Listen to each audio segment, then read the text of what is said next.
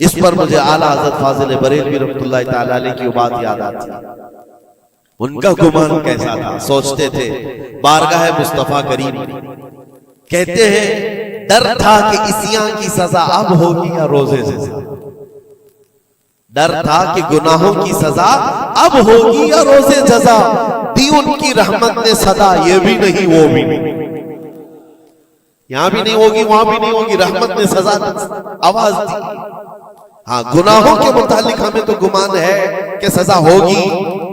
میرے اعمال کا بدلہ تو جہنم ہی تھا، میں تو جاتا میرے سرکار نے جانے نہ دیا. یہ گمان ہے. بارگاہ مصطفیٰ میں گمان اعلیٰ رکھو. اور رب تعالیٰ کے متعلق جب گمان کرنا ہو تو حدیث قدسی ہے، مسند احمد کی حدیث ہے. اللہ تعالیٰ فرماتا انا عند ظن عبدی بی، میں اپنے بندے کے گمان کے مطابق سلوک کرتا ہوں. بندہ میرے متعلق جیسا گمان کرتا ہے میں اس کے ساتھ ویسا سلوک کرتا ہوں. اب تمہارا ہے، یہ تمہاری مرضی ہے. اور حدیث کا آگے کا ٹکڑا بھی ہے فَلْيَظُنُّ مَا شَاءَ بِي، بندہ جو چاہے میرے بارے میں گمان کر لے. تم سخت قسم کا خدا گمان کر کے بیٹھے ہو، سختیوں کا سلوک ہو جائے. اسی لیے میں نے اس سے قبل بھی ایک بار کہا تھا جب کسی کے گھر میں انتقال ہوتا ہے فرشتے آ جاتے ہیں. مرے ہوئے انسان کو اٹھانے سے پہلے تک وہ گھر والوں کو سب دیکھتے رہتے کون کیا کیا بول رہا، اور اس کی ساری رپورٹ لے جا کر بارگاہ رب العزت میں عرض کرتے. اللہ تعالیٰ پوچھتا ہے فرشتوں سے آج اس گھر میں ایک جان کو ہم نے لیا، وہ لوگ میرے متعلق کیا گمان کر رہے تھے، کیا سوچ رہے تھے اور کیا کہہ رہے تھے.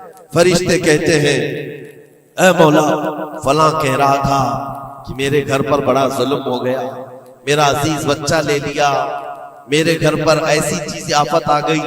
سب باتیں تو رب تبارک و تعالیٰ فرماتا ہے فرشتوں گواہ ہو جاؤ، انہوں نے جیسا میرے متعلق گمان کیا اب میں ان کے ساتھ ویسا سلوک کروں گا، دنیا میں بھی اور آخرت میں بھی. اور پھر کسی گھر سے فرشتے جاتے ہیں جو نیک لوگوں کا ہوگا.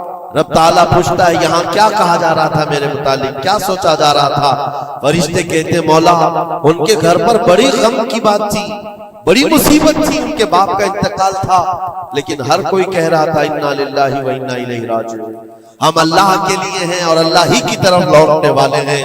رب تعالیٰ فرماتا ہے فرشتوں تم گواہ ہو جاؤ، اس سے بہتر ان کو نعم البدل دنیا میں دوں گا اور اس سے بہتر آخرت میں عطا کروں گا. تو اللہ کریم کے بارے میں گمان کیا رکھنا ہے یہ بھی غور و فکر کے ساتھ. یہ ظن حرام سے بچو، ظن کفر سے بچو. اور ظن واجب ہے ایک جو فقہ کے مسئلے ہیں، یہ احادیث جس کو ظنی احکام کہا جاتا ہے وہ سب یہاں پر ڈسکس کریں تو آپ کے اوپر سے باؤنس چلا جائے.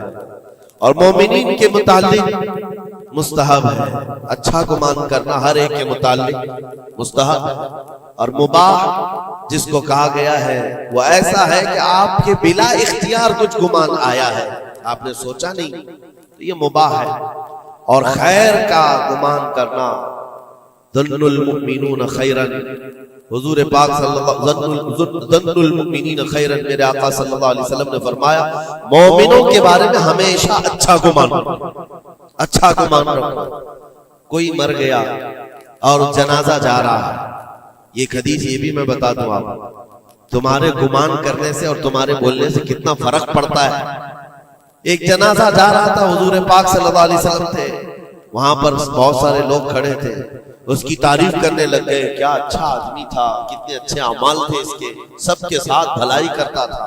حضور پاک نے فرمایا بچ ہے بچ، واجب ہو گئی اس میں. پھر ایک جنازہ نکلا اور لوگ اس کے متعلق کہنے لگے بڑا بدکار آدمی تھا، یہ زمین کا بوجھ ہے چلا گیا، لوگوں کے ساتھ برائیاں کرتا تھا. حضور نے فرمایا واجب ہو گئی. صحابہ نے پوچھا دونوں پر واجب ہو گئی؟ حضور نے فرمایا پہلے پر جنت واجب ہوئی، دوسرے پر دوزخ واجب ہوئی. تم نے جس طرح سے اس کے متعلق اپنا وہ بنایا، دماغ بنایا. مومنین جو کثیر مومنین اور یعنی صلاح و تقوی والے مومنین جس کے متعلق اچھا گمان کرے اللہ بھی اس کے ساتھ اچھا سلوک فرماتا ہے. اسی لیے میرے عزیزوں کیا جاتا کیا ہے اچھا گمان کرنے میں، خرچہ کون سا ہے آپ کا؟ पैसे कौन से लगते हैं आपके? जो कब्रस्तानों में सोए हुए उनके बारे में अच्छा गुमान करो कि जो कुछ भी थे अनजाने में उनसे खताएं हुई होंगी, लेकिन वो रब ताला की रहमत से मायूस नहीं थे, मौला उन्हें माफ करेगा। ये इतना गुमान करने में तुम्हारा क्या जा रहा है?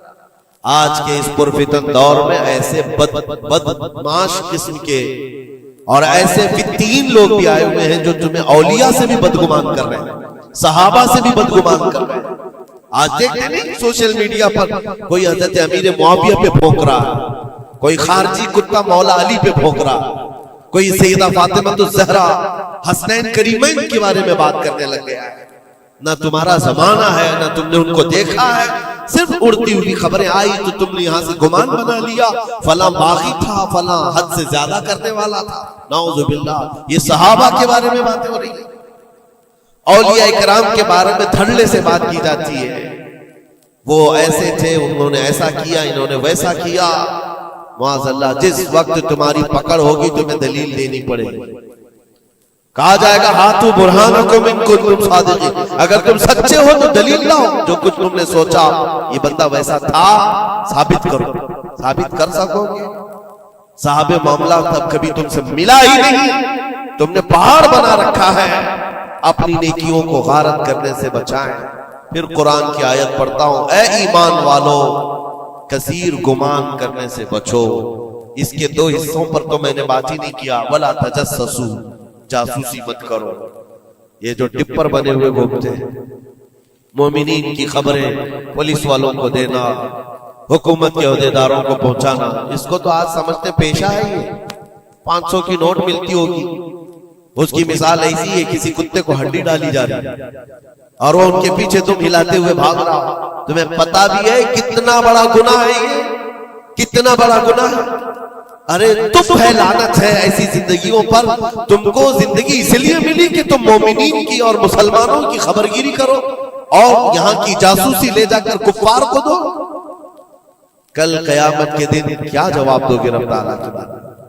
रब तबारक व तआला के उन बंदों के मुतालिक जो उसे अल्लाह पुकारते हैं, तुम इनकी खबरें ले जाकर उन कुफ्फार और मुशरिकीन को देना चाहते हो जो हमारी जान के प्यासे हैं। मुसलमानों में से अगर कोई है तो बाज आ जाए, तौबा कर। इतना खतरनाक गुनाह है कि मरने के बाद कब्र में उसका चेहरा किबले से बदल दिया जाए। कब किबला से बदल दिया जाएगा उसका चेहरा, उसको किबले की तरफ रखने नहीं दिया जाएगा। अजीजा ने ग्रामी औकात, अल्लाह करीम ऐसी बुरी नौबतों से हमें महफूज फरमाए, ऐसी बुरी ड्यूटी से अल्लाह महफूज फरमाए। करीम खुदा रहमान राहिमीन की बारगाह में दुआ है कि हमें हमारी अक्ल पर कंट्रोल की तौफीक दे और हमें मोमिनीन के मुतालिक हुस्न ज़न की तौफीक अता फरमाए। बदगुमानी से किए हुए गुनाहों से मौला हमको माफ फरमाए। रब तबारक व तआला हमारी गुमान से मोमिनीन का किसी का दिल दुखा हो, हम तेरे बारगाह में सच्ची तौबा करते हैं, मौला हमें माफ फरमा दे।